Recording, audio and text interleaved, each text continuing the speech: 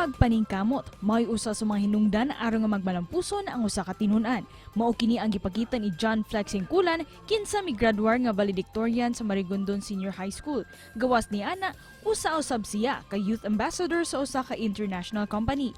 Sa iyang pagtungha, niagi siya og kalisod, sangit wa siya igong kahimanan sa pag-eskwela, sama na lang sa computer hinungdan nga nakigamit siya sa tunghaan aron lang nga makalampos sa pag-eskwela. Karong buntaga, maki-inspire kita sa iyang istorya sa kalampusan dinilang sa GMA Regional TV Live. Ilailahon nato karon mga kapuso kining graduate nga achiever gyud kay sa eskwelahan ubay-ubay nga mga recognitions ayang nadawat sa sekreto alang kaniya John Flex Singkulan. Mayong buntag, maupay na aga John Flex. Welcome sa GMA Regional TV Live. Kumusta ka karong buntag? Good morning, Sir Nick, and to all viewers of this program. Maayong buntag kaninyong tanan. Daghang salamat. Very energetic this morning. First up, congratulations, John, for being valedictorian sa inyong klase og Microsoft Youth Ambassador na pili. Unsa may gibati nimo nga naangko nimo ning mga recognition?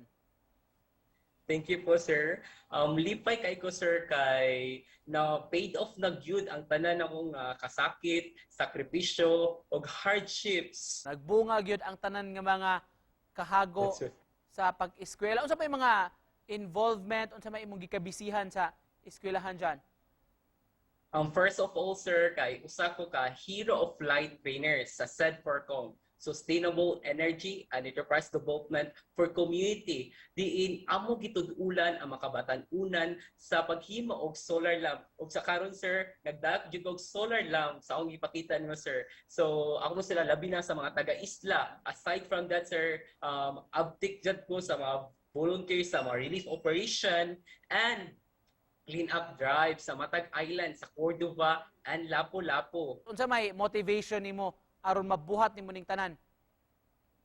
Ang motivation din, sir, ang guiding principles nako, which is 3Ds: discipline, dedication, and determination.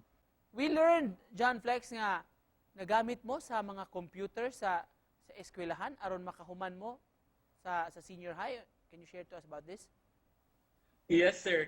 Sa karon, sir, kay nakigamit na po ko og laptop sa akong maestra na si Ma'am Leia Garcinelia. Labi jud ko pasalamat din sa ato po sa akong headphone nang wala mo sa akong principal. So medyo lisod gid kay, sir, if kanang kulang kag resources. Mo na kanang ako jung needed karon kang laptop good which is needed nako for college. Medyo naglisod jud ko. Mo na if makaingon jud ko if gusto mo, may paraan. Pila mo ka magsuon dyan? Kami, sir, kay we're 8 family members and most of my family siblings kay wala gyud naka-graduate of college kay due to financial constraint na dayon walay trabaho ang mamag papa.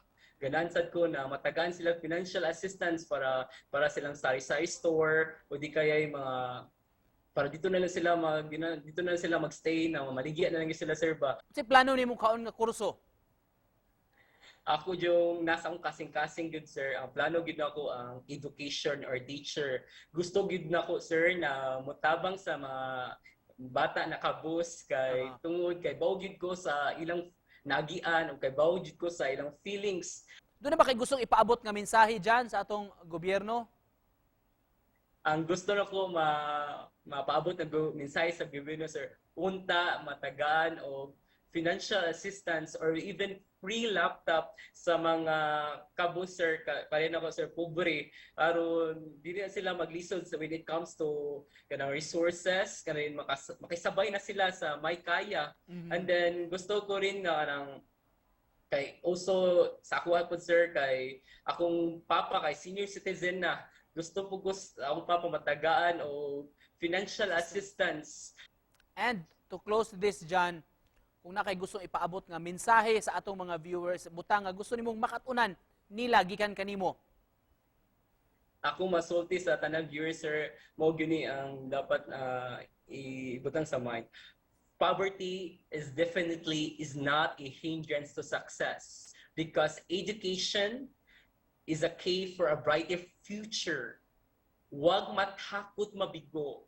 Huwag matakot magsimula muli. Even your age is older. And huwag matakot bumangon. Wow, thank you so much. Very passionate good sa iyang damgo o sa iyang mga aspirations. Salamat kayo, John, for joining us and sharing your story sa atong mga kapuso. John Flexing Kulan. Kapuso, salamat.